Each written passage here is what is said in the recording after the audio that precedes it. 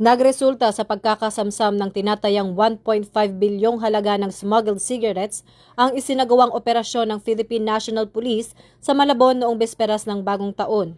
Patunay ng mas pinaigting na kampanya laban sa smuggling at iligal na kalakalan.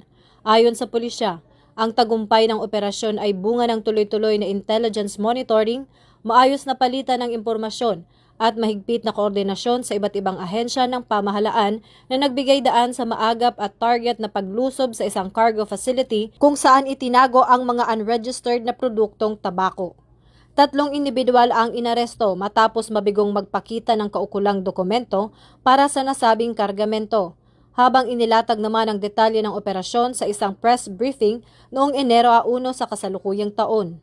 Binigyang diin naman ng PNP na higit sa malaking halaga ang nakumpiska. Mahalaga ang ipinakitang disiplina at profesionalismo sa pagsasagawa ng operasyon, tahimik, organisado at walang kinakailangang dramatikong eksena. Tiniyak ng PNP na magpapatuloy ang ganitong uri ng operasyon bilang bahagi ng mas mahigpit na pagpapatupad ng batas upang maprotektahan ang ekonomiya at interes ng mamamayan. Ito ang bagong PNP para sa bagong Pilipinas. Serbisyong mabilis, tapat at nararamdaman.